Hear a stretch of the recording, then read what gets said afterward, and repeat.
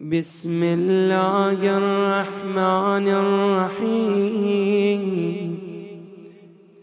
سلام علی آل یاسین۔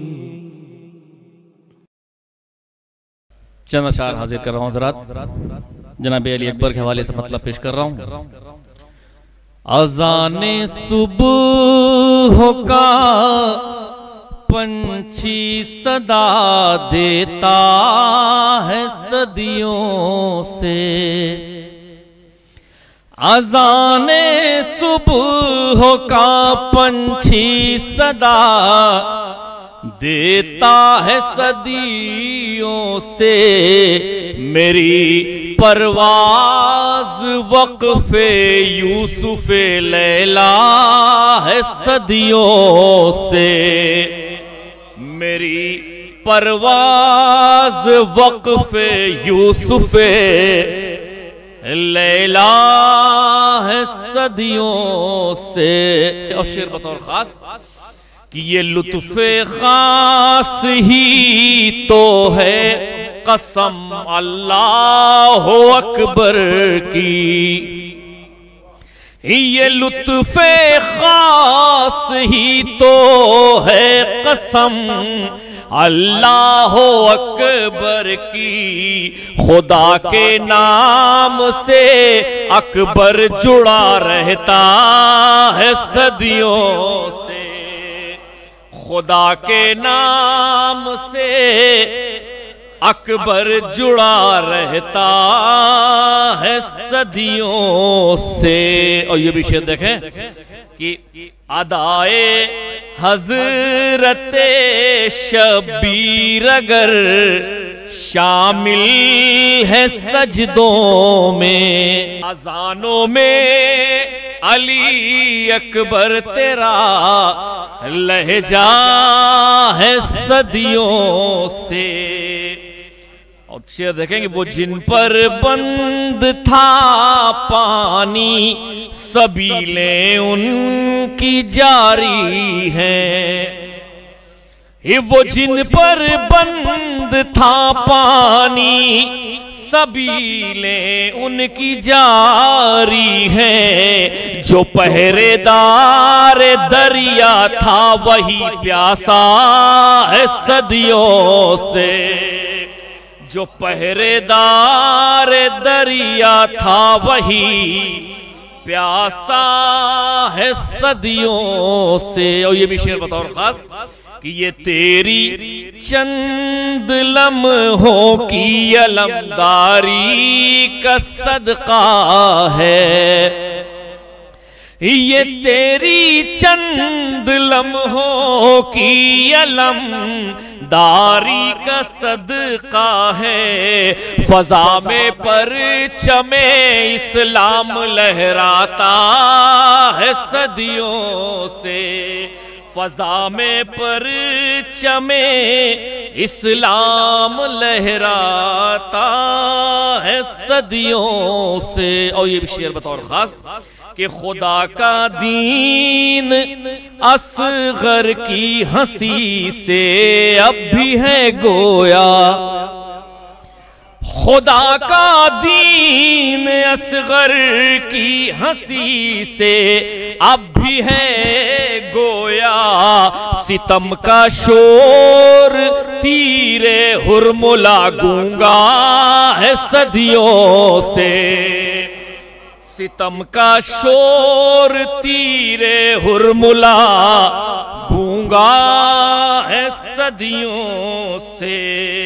اور آخری شعر کہ حسینیت سے روشن ہے زمانے کا ہر ایک گوشہ، حسینیت سے روشن ہے زمانے کا ہر ایک گوشہ، علاقے میں یزیدیت کے سناٹا ہے صدیوں سے، علاقے میں یزیدیت کے سناٹا ہے صدیوں سے، علاقے میں یزیدیت کے سناٹا ہے صدیوں سے۔ سے اٹھا کر سر جو ہم فیاض چلتے ہیں زمانے میں. سارے عزاداروں کی طرف پیش کر رہا ہوں کہ اٹھا کر سر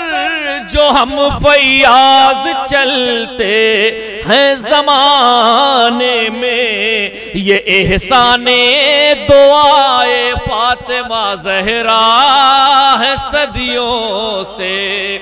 یہ احسان دعائے فاطمہ زہرا ہے صدیوں سے. فاتحہ.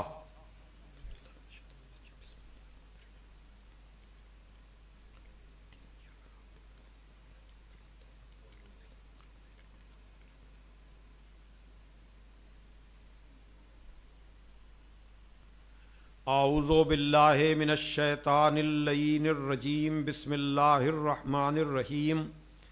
الحمد للہ الذی ہدانا لہذا وما کننا لنہتدی لولا ان ہدانا اللہ. لقد جاءت رسل ربنا بالحق. الصلاة والسلام علی النبی الامی العربی القرشی المکی المدنی البطحی الابتہی التہامی الدافع جیشات الاباطیل والدامغ صولات الازالیل مولن الحق بالحق ابی القاسم محمد وآلہ الطیبین الطاہرین المعصومین المظلومین الذین اذھب اللہ عنہم الرجس وطہرہم تطہیرا. ولعنت اللہ علی اعدائہم اجمعین من الآن الی یوم الدین. اما بعد فقد قال علی علیہ السلام انا اولی الناس بالانبیاء عالمہم بما جاؤ بہ. ثم تلا انا اولی الناس بابراہیم للذین اتبعوہ وہذا النبی والذین آمنوا واللہ ولی المؤمنین. صلوات بھیجئے. بزرگان محترم و دوستان عزیز، محمدی ٹرسٹ لندن کے زیر اہتمام منعقد ہونے والا عشرہ مجالس، جو اس سال ٹاؤن ہال لندن میں نہ ہو کر ہدایت ٹی وی اور یوٹیوب اور محمدی ٹرسٹ کے فیس بک پیج سے نشر کیا جا رہا ہے. گفتگو کا عنوان عزاداری اور حالات حاضرہ ہے. گفتگو کا ذریعہ خدائے فصاحت، مولائے بلاغت، غالب علی کل غالب، مطلوب کل طالب، حضرت علی ابن ابی طالب علیہ السلام کی زبان مبارک پر جاری ہونے والے الفاظ ہیں جو نہج البلاغہ کی زینت ہیں، جہاں ارشاد ہو رہا ہے کہ بے شک انبیاء سے زیادہ قریب وہ لوگ ہیں جو ان کی لائی ہوئی باتوں کا زیادہ علم رکھتے ہیں یا ان کی لائی ہوئی باتوں پر زیادہ عمل کرتے ہیں. اور پھر آپ نے قرآن مجید کے سورہ آل عمران کی 68ویں آیت پڑھی جو مسلسل تلاوت جس کی جا رہی ہے کہ انا اولی الناس بابراہیم للذین اتبعوہ وہذا النبی. بے شک جناب ابراہیم سے زیادہ قریب وہ لوگ ہیں جو ان کا اتباع کرتے ہیں اور یہ نبی اور وہ صاحبان ایمان، اور خدا مومنین کا ولی ہے. پھر آپ نے ارشاد فرمایا ثم قال، پھر آپ نے کہا انا ولی محمد من اطاع اللہ و ان بعدت لحمتہ، کہ بے شک پیغمبر کا دوست وہ ہے جو اللہ کی اطاعت کرے چاہے وہ قرابت داری میں محمد سے بہت دور ہو. وَإِنَّ عَدُوَّ مُحَمَّدٍ مَنْ أَصَلَّا وَإِنْ قَرَبَتْ قَرَابَتُهُ، اور وہ نبی کا دوست وہ ہے، نبی کا دشمن وہ ہے کہ جو خدا کا گنہگار ہے چاہے وہ نبی سے جتنی زیادہ قربت رکھتا ہو. یعنی یہاں معیار اطاعت پروردگار اور پروردگار کے احکامات کا انکار ہے، یا گنہگار اگر ہے تو کتنا ہی رشتہ دار قریبی کیوں نہ ہو. توجہ فرمائیے گا، یعنی مزاج سمجھ رہے ہیں کہ مولا کائنات نے قرآن مجید کی اس آیت کی تفسیر میں، اور جو مسلسل عرض بھی کیا جا رہا ہے کہ جناب ابراہیم سے زیادہ قریب وہ ہے جو ان کا اتباع کرے. یہ نبی اور وہ صاحبان ایمان. پھر اس کی توضیح کی، تفسیر کی کہ نبی کا دوست وہ ہے جو خدا کی اطاعت کرے چاہے وہ رشتے میں کتنا ہی دور کیوں نہ ہو، اور وہ نبی کا دشمن ہے جو پروردگار کا گنہگار ہے چاہے نبی کا کتنا ہی قریبی کیوں نہ ہو. یعنی یہاں معیار اتباع اور پیروی ہے، رشتہ داری نہیں ہے. اور جو میرے مانوس سننے والے ہیں وہ جانتے ہیں کہ میں نے مسلسل اشرے پڑھے ہیں اس موضوع پر کہ ہمارے یہاں معیار عزت وفاداری ہے، رشتہ داری نہیں ہے. اور وہ لوگ جو سببی رشتے پر ناز کرتے ہیں، بلکہ کسی مشہور خطیب نے کہا کہ وہ اور ہیں کہ جن کے باب فضائل سے اگر کا اور کی ہٹا دیا جائے تو باب فضائل میں کچھ بچے ہی نہ. آپ کون ہیں؟ کہا ان کے رشتہ دار. ارے آپ کیا ہیں یہ بھی تو بتائیے. توجہ فرما رہے ہیں، یہ کا اور کی جو ہے یعنی نسبتیں ہیں، خود ذاتی کوئی خصوصیت نہیں ہے. توجہ کیجئے گا. اور قرآن نے اس کا فیصلہ تبت یدا ابی لہب کر کے کر دیا. ایک ہوتا ہے نسبی رشتہ، ایک ہوتا ہے سببی رشتہ. نسبی رشتہ ادھر سے بن کر آتا ہے، سببی رشتہ انسان خود جوڑتا ہے. آپ اپنا باپ کسی کو نہیں بنا سکتے، وہ پروردگار بناتا ہے. آپ اپنی ماں کسی کو نہیں بنا سکتے، وہ اللہ بناتا ہے. لیکن زوجہ اور شادی آپ اپنی پسند سے کہیں بھی کر سکتے ہیں. تو یہ رشتے کہلاتے ہیں نسبی جو اللہ بناتا ہے، یہ رشتے کہلاتے ہیں سببی. تو پروردگار نے کہا سببی رشتوں کی تفصیل میں بتاؤں گا. تبت یدا ابی لہب جو رسول کا چچا ہے یعنی نسبی رشتہ دار ہے، بتا دیا اگر نسبی رشتہ دار غدار نکل جائے تو اس کے لیے تو قرآن کا لہجہ یہ ہے اب اگر سببی بھی ہو اور غدار بھی ہو. صلوات بھیجے محمد والے محمد تک. لیکن یہاں پر میں آپ کو روکوں گا. میں نے پہلے دن شاید عرض کیا تھا کہ نہج البلاغہ میں مولا کائنات نے جو میں نے تعداد بتائی اور ہر روز بتا رہا ہوں، یہ ضخیم کتاب جس میں طویل ترین خطبے اور کلمات حکمت میں بھی بعض کلمات خطبے کے برابر اور بڑے بڑے خطوط جس میں مالک اشتر کے نام کا عہد نامہ بھی طویل ترین خطبات میں سب سے طویل خطبہ خطبہ قاسیہ. اور میں چاہتا بھی تھا کہ خطبہ قاسیہ سے سہارا لے کر میں تاریخ انبیاء پہ گفتگو کروں، لیکن بڑی تیزی کے ساتھ وقت گزرتا چلا گیا اور اب میں اس عشرے کے آدھے سفر کو تقریباً طے کر رہا ہوں، اس لیے ان تفصیلات میں تو نہیں جا سکتا ہوں. لیکن ان خطبات و خطوط و کلمات حکمت میں مولا کائنات نے تقریباً 122 آیتوں کا استعمال کیا. لیکن اس آیت کو یعنی سورہ آل عمران کی 68ویں آیت کو 2 مقام پر، ویسے اور بھی آیتوں کی تکرار ہو سکتی لیکن میں چونکہ اس پر گفتگو کر رہا ہوں تو ایک آیت تو یہ 96 نمبر کے کلمہ حکمت میں اور دوسری جگہ 28 نمبر کے خط میں جہاں ارشاد ہو رہا ہے. اور گزشتہ سال میں نے المرتضی ٹرسٹ مانچسٹر میں اشرا پڑھتے ہوئے اور پھر لندن میں بھی میں نے جو اشرا پڑھا جو امجد صاحب کے یہاں ہوتا ہے ہانسلو میں، اور میں تقریباً 5-7 سال سے پڑھ رہا ہوں، وہ اشرا بھی میں نے اسی آیت کو سہارا بنا کر لیکن 28 نمبر کے خط کے حوالے سے، اور پھر حسینی مشن میں نے خمسہ بھی پڑھا عظمت ابو طالب کے حوالے سے. جو لوگ مسلسل وہاں سنتے رہے ہیں وہ جانتے ہیں کہ جہاں 28 نمبر کے خط میں مولا کائنات کہہ رہے ہیں وہ کتاب اللہ یجمع لنا ما شذ عنا، یہ کب ہے؟ جب یزید کے باپ نے مولا کائنات کو لکھا تھا کہ ہم خاندانی طور پر تو ایک ہی ہیں. بھائی تمیز ذہن میں ہے نا کہ یہاں معیار رشتہ داری نہیں ہے، وفاداری ہے. لیکن صفین کی جنگ جانے عروج پر ہے اور یزید کا باپ خط میں لکھتا ہے کہ ہم دونوں عبد مناف کی اولاد ہیں، ہمارا شجرہ ایک ہے. لیکن مولا کائنات نے کہا ہاں ہوا کرے. یعنی یہ ہوتا ہے طریقہ استدلال کہ طرف کی بات کو قبول کر کے جواب دیا جائے کہ آپ جو کہہ رہے ہیں ٹھیک ہے وہی صحیح، لیکن اس کے باوجود کہا مولا نے ہمارا اور تمہارا فرق کیا تمہیں پتا نہیں کہ خاندانی طور پر اگر ہم ایک ہیں بھی تو من النبی و منکم المکذب، نبی ہم میں سے ہے، جھٹلانے والا تجھ میں سے ہے۔ توجہ کیجئے گا، منا اسد اللہ و اسد الرسول، خدا اور رسول کا شیر ہم میں سے ہے اور جھوٹے معاہدے کرنے والے تجھ میں سے ہیں۔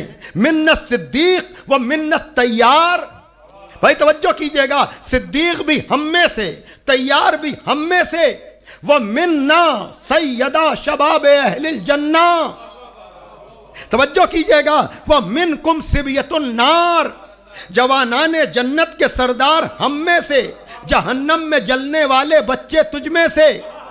مننا خیر و نساء العالمین ومنکم حمالۃ الحطب، عالمین کی عورتوں کی سردار ہم میں سے اور حمالۃ الحطب، توجہ کیجئے گا، جو ابو لہب کی زوجہ تھی۔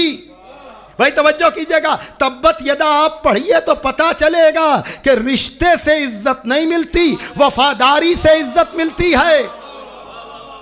توجہ کیجئے گا محترم، تو بہرحال لیکن آدمی یہ نہ سوچے کہ رشتہ داری کی کوئی اہمیت ہی نہیں ہے۔ میں کہاں پر لے آیا؟ ذرا سا سطح عمومی سے گفتگو کو بلند ہونا چاہیے کہ وہاں مولا کائنات نے کیا کہا، جب 96 یہیں سے پتا چلتا ہے کہ معصوم جب آیت کو صرف کرتا ہے، اور یہ بھی پتا چلتا ہے کہ ایک آیت کے کتنے کتنے مفہوم اور معنی ہوتے ہیں، وہاں کیا معیار پیش کیا کہ معیار اتباع ہے، رشتہ داری نہیں، کتنا ہی قریبی کیوں نہ ہو، اگر خدا کا گنہگار ہے تو وہ پھر نبی کا دوست نہیں ہو سکتا ہے، پہلے خدا کا اطاعت گزار بننا پڑے گا، تب آپ نبی کے دوست ہو سکتے ہیں۔ اللہ اکبر، کیا تاریخ بیان کر دی مولا کائنات نے۔ وقت ہوتا، وقت ویسے میرے پاس بہت ہے، یعنی میں وقت کی کمی کا شکوہ نہیں کر رہا ہوں، لیکن یہ معاملہ ہی ایسا ہے، اس لیے کہ کبھی شاعر نے کہا تھا کہ گفتگو اس کے فضائل پہ مسلسل ہوگی، ارے چند لفظوں میں کہاں بات مکمل ہوگی، چند لفظوں میں کہاں بات مکمل ہوگی۔ اگر موقع ملا تو کل میں انشاءاللہ اشعار سناؤں گا، اس لیے کہ کل کی مجلس میں میں اتنے اشعار سنا چکا ہوں کہ آج کی مجلس اب ان اشعار کی شاید متحمل نہ ہو پائے۔ حالانکہ اشعار کے سلسلے میں یا نظم کے سلسلے میں میرا یہ نعرہ ہے جو لکھنؤ کے اخبارات نے بالخصوص صحافت نے اس کو پیشانی پر کوٹیشن بنا کر نشر کیا، اور وہ یہ کہ لا یعنی بے معنی نصر خوانی سے بہتر ہے مرثیہ خوانی۔ حالانکہ نصر خوانی کے لیے بھی نہج البلاغہ میں مولا کائنات نے ساسا بن سوہان کو خطیب شاشاہ کہا ہے، یعنی ماہر خطیب کہا ہے، یعنی کوئی غلط فہمی میں نہ رہے کہ عزاداری میں خطیبوں اور ذاکروں کا کوئی رول نہیں ہے، نہیں، شورا کی عظمت اپنی جگہ پر، لیکن اگر شورا کی ہمت افزائی ہوئی ہے تو نہج البلاغہ گواہ ہے اور تاریخ ذکر گواہ ہے، جہاں ساسا بن سوہان یہ وہ خطیب ہے جس میں مولا کائنات کی شہادت کے بعد قبر پر وہ مصائب پڑھے ہیں جو تاریخ کا حصہ بنے ہوئے ہیں، وہ ایک الگ تاریخ ہے۔ اور اگر عزاداری کی پوری تاریخ سنائی جائے تو اصل معاملہ ذکر کا ہے، چاہے وہ نظم میں ہو چاہے نثر میں ہو، لیکن بہرحال نظم میں یہ طاقت و قوت ہے کہ جو بات نثر میں گھنٹوں میں کہی جاتی ہے وہ نظم میں 2 مصروں میں کہہ دی جاتی ہے۔ تو اس لیے میں عظمت شاعری کا قائل ہوں، لیکن آج میں نہیں، آج اگر کروں گا تو شاید بات مکمل میں نہ کر سکوں، اس لیے کل انشاءاللہ میں آپ کو میر انیس کے مخصوص بند اگر موقع رہا تو میں سناؤں گا، لیکن آج اتنا عزیزان محترم کہ میں یہ عرض کرنا چاہ رہا ہوں کہ اگر کسی کو یہ غلط فہمی پیدا ہو رہی ہے کہ نہیں رشتہ داری کی میں مخالفت کر رہا ہوں، نہیں، معاملہ اتباع کا ہے، توجہ کیجئے گا، معاملہ اتباع کا ہے، اور یہ معاملہ دوبالا اس وقت ہو جاتا ہے جب رشتہ داری بھی ہو وفاداری بھی ہو۔ ارے میں کیا کہہ رہا ہوں، توجہ فرمائیے گا، یعنی بنیادی شرط تو وفاداری ہے، اور اس وہاں کیا کہا، اتباع، لیکن 28 نمبر کے خط میں کیا کہا کہ یہ تم کہہ رہے ہو کہ ہم دونوں ایک خاندان کے ہیں، لیکن کہاں تم کہاں ہم؟ یہ کس کی بات ہو رہی ہے؟ یہ یزید کے باپ کے خط کے جواب میں حسین کا باپ۔ اللہ اکبر! اب خاندانی طور پر بھی مقابلہ ہو جائے، حالانکہ اس کے لیے 17 نمبر کا خط بھی اگر آپ پڑھیں گے تو آپ کو اور پتہ چلے گا عزیزان محترم کہ مولا کائنات نے اس تقابل کو کس طرح سے بیان کیا ہے۔ لیکن میں وہیں سے لے کر کے کہ جہاں کہا کہ جو چیزیں، ویسے تو کردار ہی سب کچھ بتا دیتا ہے، توجہ کیجئے گا، یعنی انسان کی فطرت کا پتہ اس کا کردار دیتا ہے، اور بنی امیہ اور بنی ہاشم کے کردار نے بتا دیا کہ دونوں خاندانوں کا فرق کیا ہے۔ توجہ کیجئے گا، وقت نہیں ہے میرے پاس، گزشتہ سال میں پڑھ چکا بہت سے مقامات پر، لیکن مولا کائنات نے کہا کہ ویسے تو تاریخ میں کردار محفوظ ہیں، تاریخ اچھے کردار بھی محفوظ کرتی ہے، برے کردار بھی محفوظ کرتی ہے، اور انہیں کرداروں کے بھروسے پر، کرداروں کی بنیاد پر تعریف بھی ہوتی ہے اور منقصد بھی ہوتی ہے۔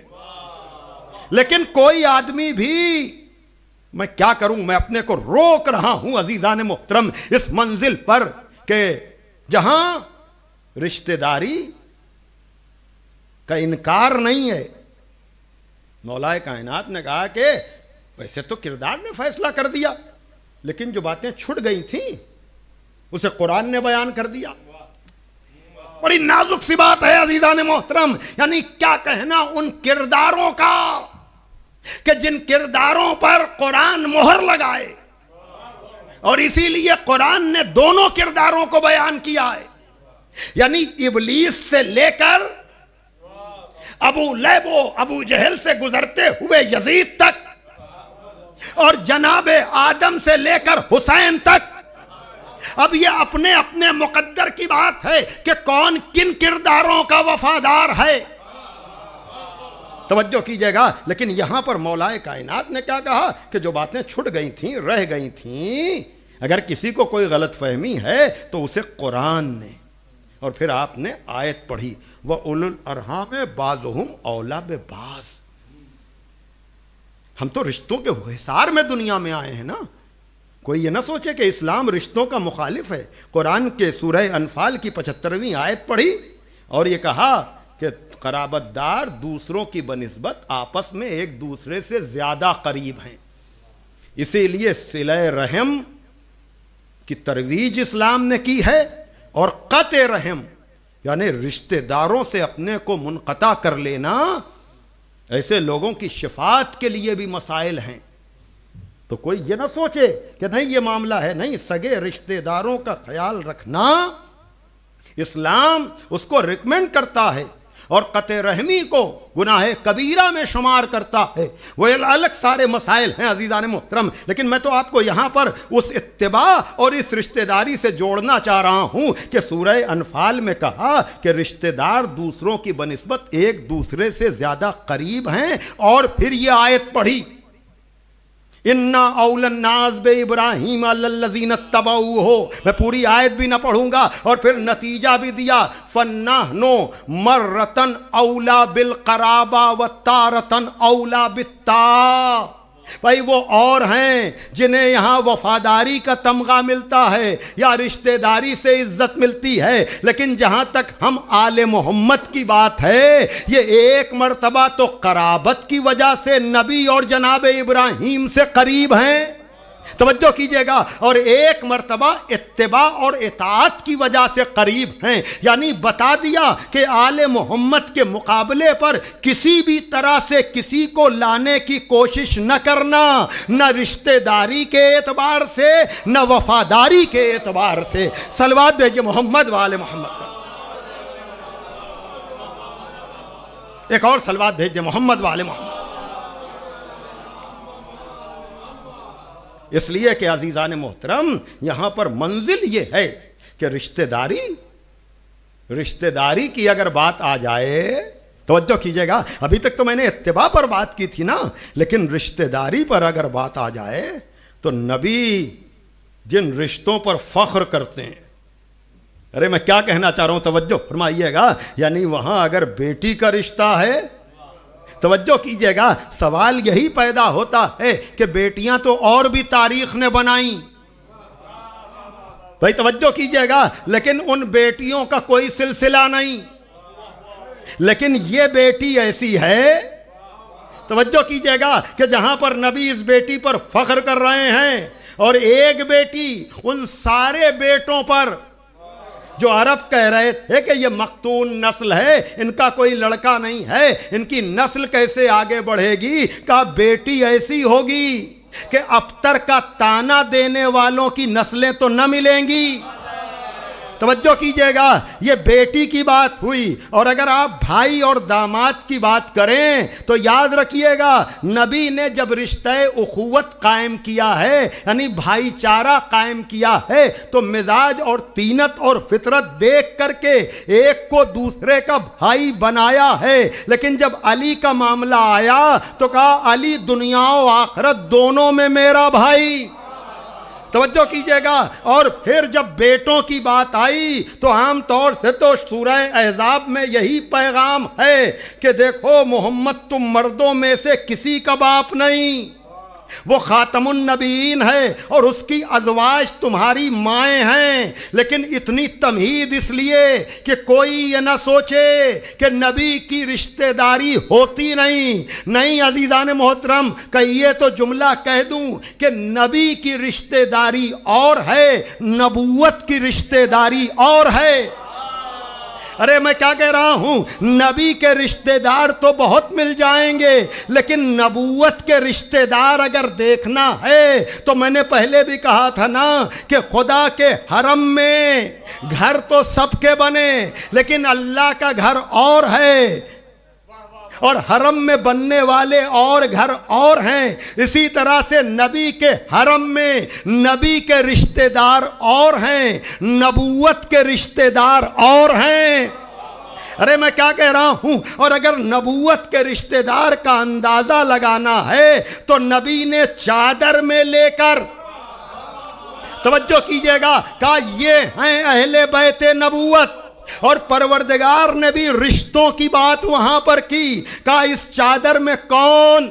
ملائکہ، معصوم ملائکہ پوچھ رہے ہیں چادر میں ہے کون؟ وہی رشتہ داری کہ اولو الارحام، ارے رشتہ دار ہوں بھی تو علی جیسے، زہرا جیسے، حسنین جیسے، ایسے ہوں کہ جہاں مرد مرکز تعارف نہ بنے، بلکہ ہم فاطمتو و ابوہا و بالوہا و بنوہا، اس چادر میں فاطمہ ہیں اور ان کے باپ، فاطمہ ہیں اور ان کا شوہر، فاطمہ ہیں اور ان کے بیٹے، تو بتا دیا نبی کے رشتہ دار تو نبی سے پہچانے جائیں گے، لیکن نبوت کے رشتہ دار زہرا سے پہچانے جائیں گے۔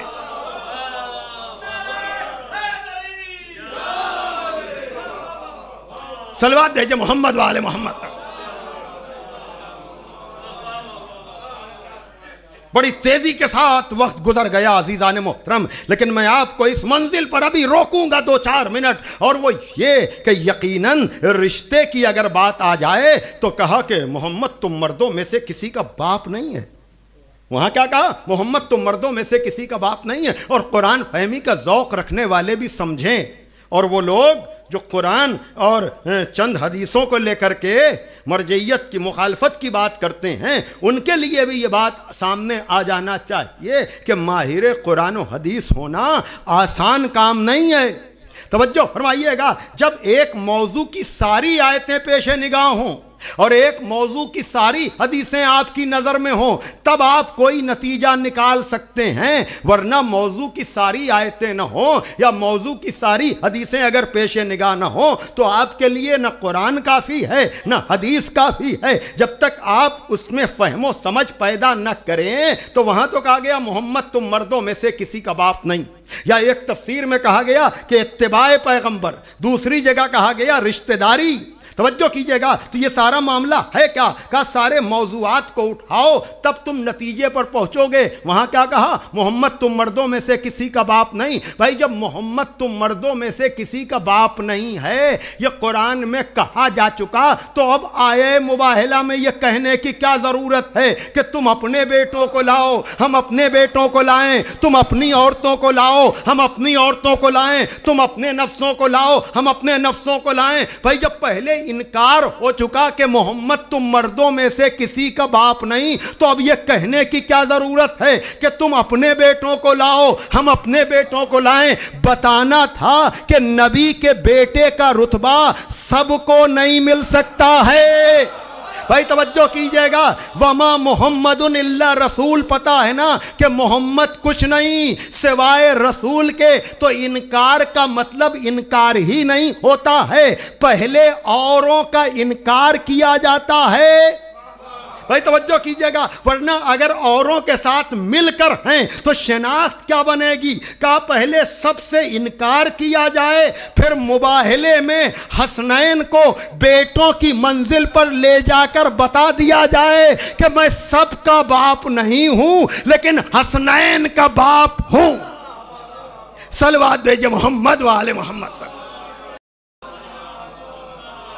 توجہ فرما رہے ہیں عزیزان محترم، تو یہ ہے رشتہ داری کا کمال۔ ہاں عزیزان محترم، جہاں بیٹی کو یہ رتبہ دیا جائے کہ یہ بیٹی اپنے باپ کے لیے ماں کا درجہ رکھتی ہے، اور بھائی کے لیے یہ کہا جائے کہ دنیا و آخرت دونوں میں یہ میرا بھائی ہے، اور جس کا میں مولا ہوں اس کا علی مولا ہے۔ اور یہاں پر ایک جملہ اگر میں اور کہہ دوں، خطیب الامام طاہر جرولی مرحوم عجب جملہ کہا کرتے تھے کہ جب لوگ رشتہ داری کی بنیاد پر یہ کہتے تھے کہ ہم بھی نبی جیسے، ہم بھی نبی کے بھائی ہیں، تو وہ ان کا اپنا مزاج تھا، وہ کہتے تھے نہ کہیے کہ نبی آپ کا بڑا بھائی ہے، اس لیے کہ نبی کو دنیا نے دیکھا نہیں، آپ کو دیکھا ہے۔ ارے میں کیا کروں، توجہ فرمائیے گا، اس لیے اگر آپ کو دیکھ کر بڑے بھائی کو سمجھے، توجہ کیجئے گا، تو یاد رکھیے گا نبی کا اگر کوئی بھائی ہے تو وہ سوائے علی کے اور کوئی نہیں ہے، وہ سوائے علی کے اور کوئی نہیں ہے۔ اس لیے کہ عزیزان محترم یہ وہ ہے کہ جس پر نبی نے فخر کیا ہے، کہا انا الفتح ابن الفتح اخو الفتح، میں جوان کا بیٹا۔ یہ جوان کا بیٹا کیا نسبت ہے؟ اس لیے کہ قرآن میں جناب ابراہیم کو فتح کہا گیا ہے۔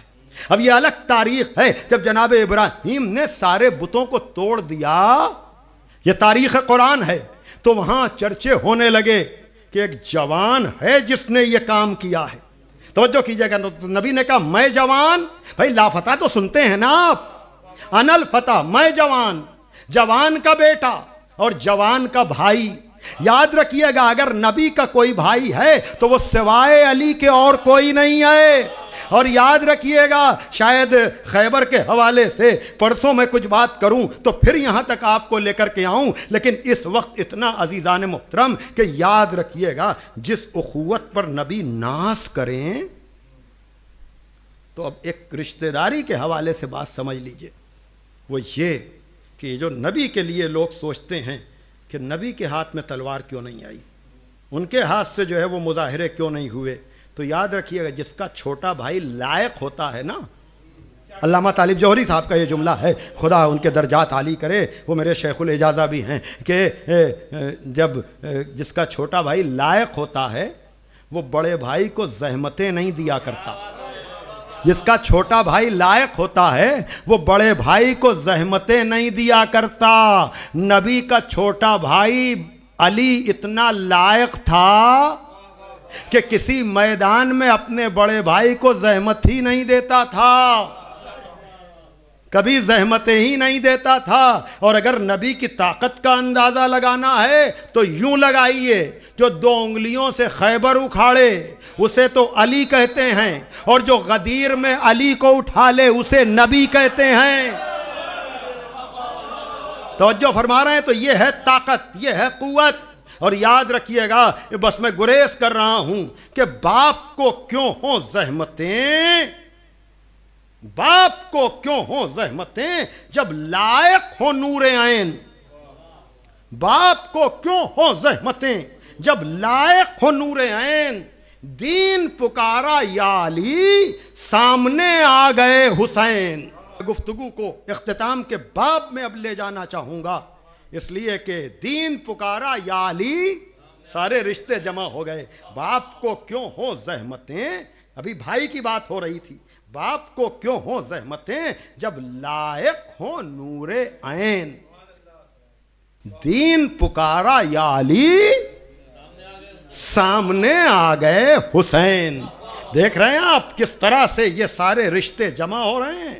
یہ اس 28 نمبر کے خط کی تفصیل ہو رہی ہے، جہاں اسی سورہ آل عمران کی 68ویں آیت کو رشتے کی بنیاد پر مولا کائنات نے پیش کیا۔ اور کیا کہنا یہ گھرانہ، کیا کہنا یہ گھرانہ جہاں رشتوں کا کمال، ہاں عزیزان محترم، اس انداز میں ہے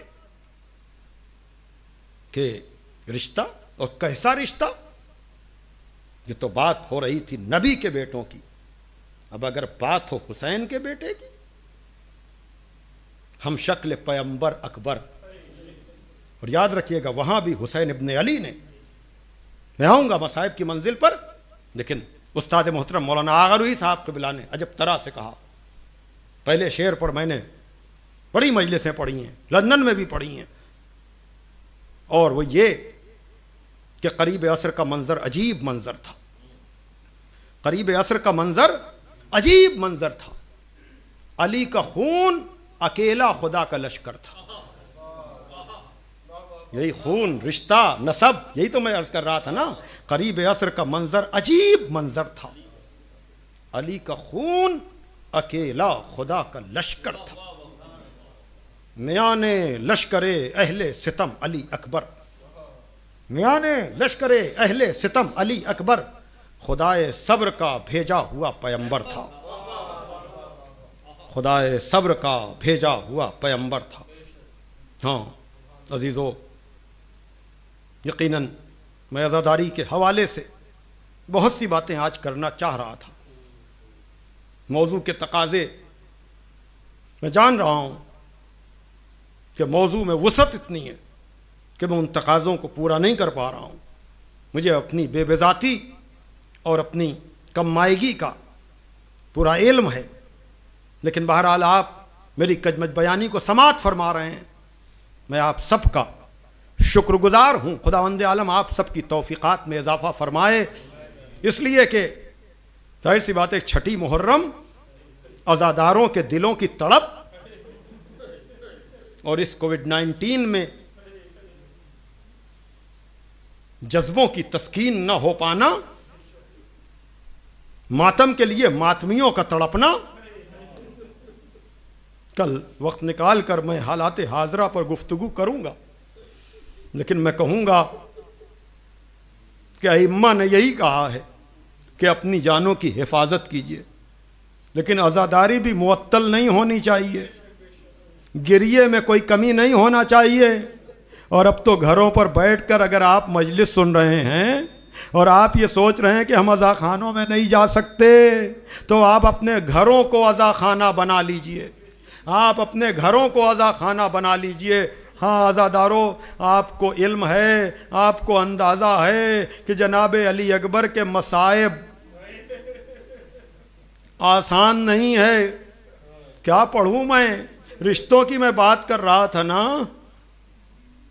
حسین اور علی اکبر، عباس اور علی اکبر،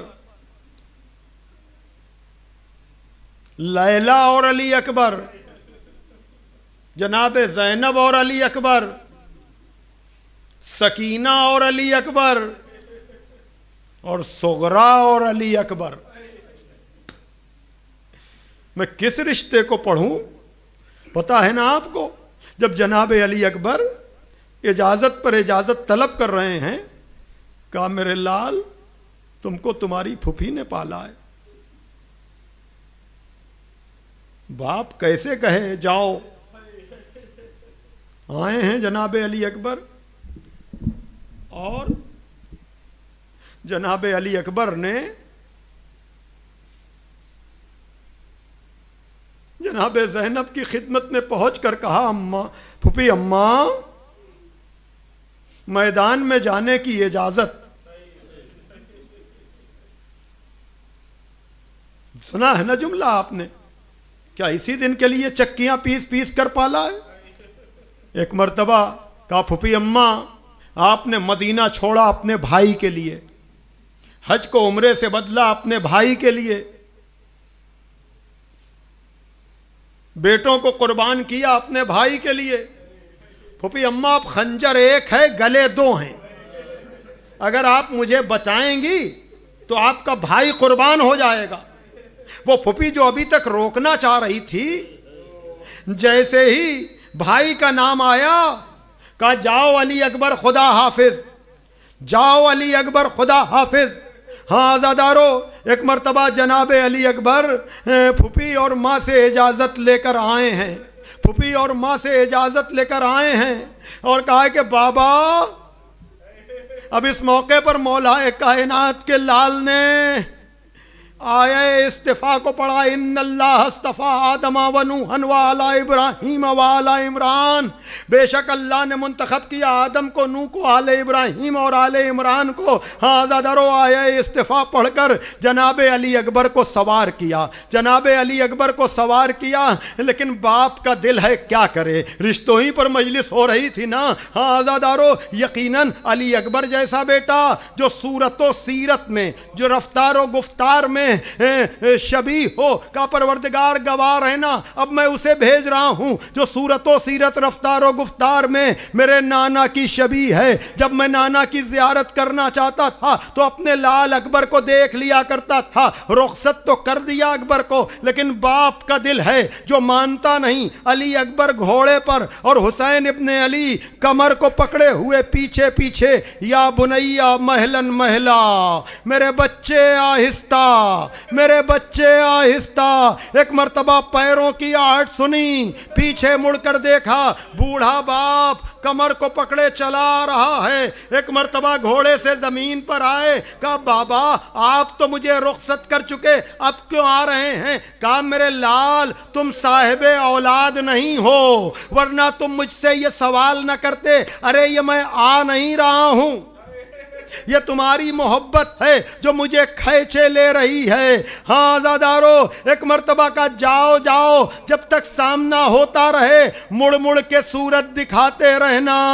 جزاکم ربکم. ہاں عزادارو، ایک مرتبہ علی اکبر چلے گئے، لیلا کا چاند شام کے بادل میں چھپ گیا. ایک مرتبہ جناب علی اکبر جب دشمنوں کے نرغے میں گھرے، ایک مرتبہ آواز دی بابا میرا آخری سلام قبول کیجئے. ہاں عزادارو، بیٹے کا معاملہ تھا. ایک مرتبہ حسین ابن علی مقتل کی طرف چلے، لیکن آج چھٹی محرم، آج مصائب نہ ہوں گے تو کب ہوں گے؟ ایک مرتبہ جب باپ سے چلا نہ گیا تو فارسی کا شعر ہے کہ باپ زمین پر بیٹھا اور کوہنیوں کے سہارے، پدر بر لاشے پسر زانو بزانو رسید. ہاں عزادارو، علی اکبر کے لیے یا علی کرتے ہوئے آگے بڑھ رہے ہیں. پتہ نہیں کربلا کے علی کو پکار رہے ہیں کہ نجف کے علی کو پکار رہے ہیں. ایک مرتبہ علی اکبر کے سرانے پہنچے. خدا کسی باپ کو یہ منظر نہ دکھائے جیسا منظر حسین ابن علی نے دیکھا. آپ کو یاد ہے نا، حر کو روک دیا تھا، کہیں کوئی بوڑھا باپ جوان کا لاشا اٹھاتا ہے. ہاں عزادارو، لیکن لاشا اٹھانے سے پہلے ایک مرتبہ جناب علی اکبر کے لیے امام حسین نے کوہنیوں تک اپنی آستینوں کو چڑھایا اور کہا بسم اللہ و باللہ والا ملت رسول اللہ. علی اکبر کے سینے سے برچھی کی انی نکالی. میں کہوں گا خلیل اللہ آئیے. بیٹے کی گردن پہ چھری رکھنا آسان ہے، لیکن جوان بیٹے کے سینے سے برچھی کی انی کا نکالنا بیٹا تڑپتا رہا لیکن باپ کیا کرے، سب کے لاشیں اٹھائے تھے۔ مقتل کے جملے ہیں کہ چہرے سے چہرہ ملایا، سینے سے سینہ ملایا، پہلی منزل پر چاہا کہ جوان کا لاشا اٹھائیں، لیکن جب لاشا اٹھ نہ سکا کہا بنی ہاشم کے بچوں آؤ، جوان کا لاشا لے کر کے چلو۔ اب بچے آئے، عزادارو کیسے میں بتاؤں جب باپ کا یہ عالم ہے۔ اب جب یہ لاشا خیمے میں پہنچا ہوگا، کون زبان ہے جو ترجمانی کرے کہ ماں پہ کیا گزری، پھوپھی پہ کیا گزری، والی اکبرہ وا مظلومہ اللہ لعنت اللہ۔ لاش اکبر پہ جا رہے ہیں حسین، ٹھوکریں رن میں کھا رہے ہیں حسین۔ لاش اکبر پہ جا رہے ہیں حسین، ٹھوکریں میں کھا رہے ہیں حسین۔ جانتے ہیں کہ مر گئے اکبر، پھر بھی لاشیں پسر پہ رو رو کر خط صغرا سنا رہے ہیں حسین، ٹھوکریں رن میں کھا رہے ہیں حسین۔ لاش اکبر پہ جا رہے ہیں حسین، ٹھوکریں رن میں کھا رہے ہو۔ کہاں ہے خلیل آ جاؤ، اپنی تعبیر خواب لے جاؤ،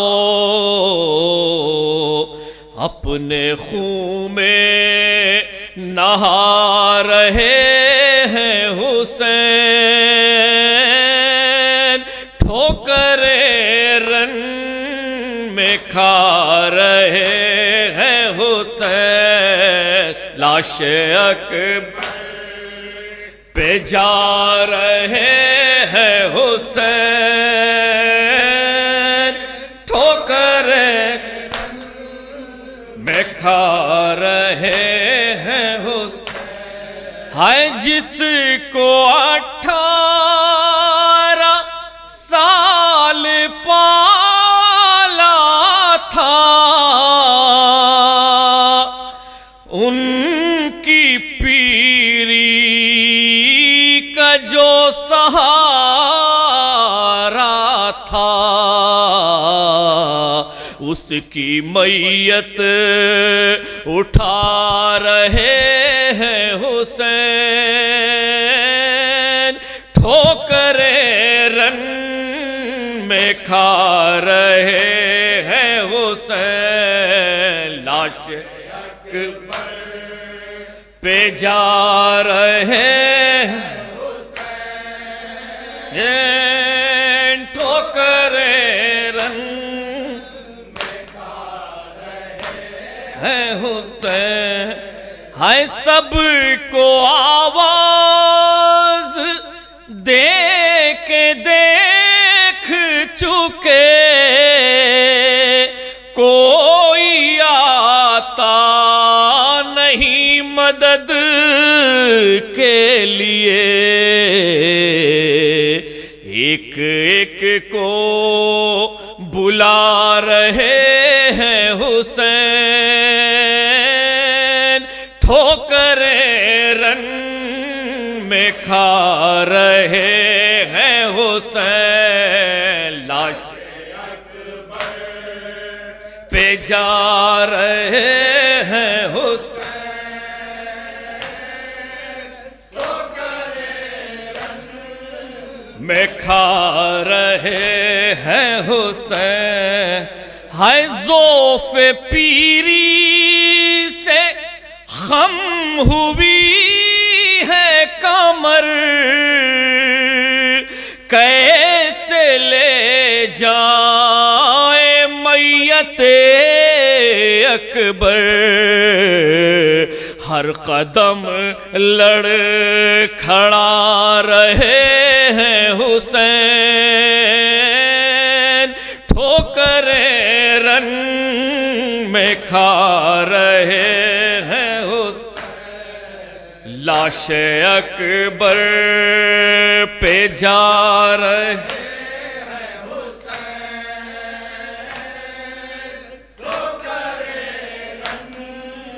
میں کھا رہے ہیں حسین، ہے لاش کڑیل جوان کی لے کر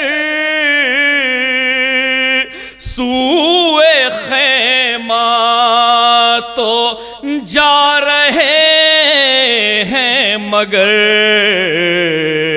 یا علی کہتے جا رہے ہیں حسین، ٹھوکریں رن میں کھا رہے ہیں حسین، لاش اکبر پہ جا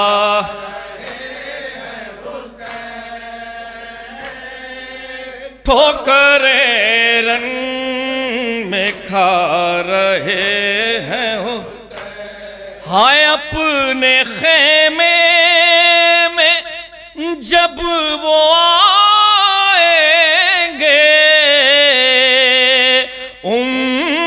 لیلا سے کیا بتائیں گے، سوچتے رن میں آ رہے ہیں حسین، ٹھوکریں رن میں کھا رہے ہیں حسین، لاش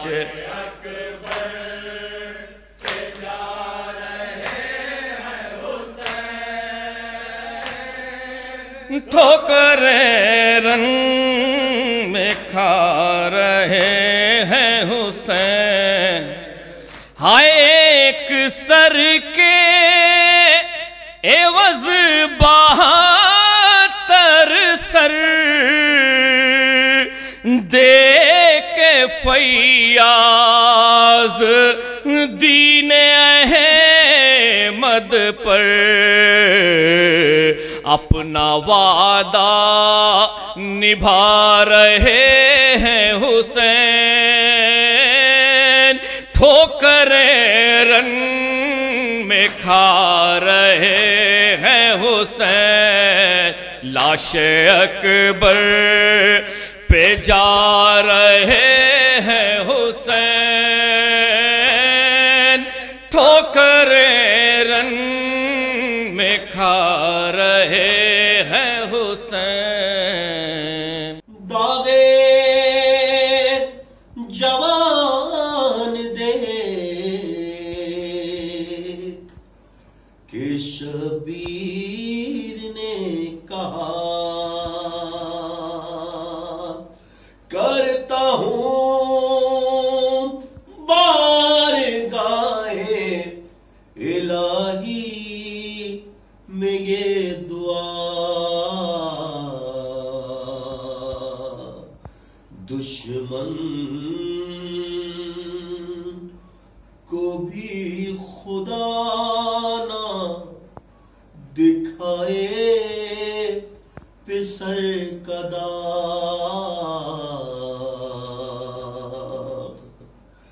دشمن کو بھی خدا نہ دکھائے پسر کا داغ، دشمن کو بھی خدا نہ دکھائے پسر کا داغ، دشمن کو بھی خدا نہ دکھائے پسر کا داغ، جس کا جوان لال ہو اکبر سا نوجوان،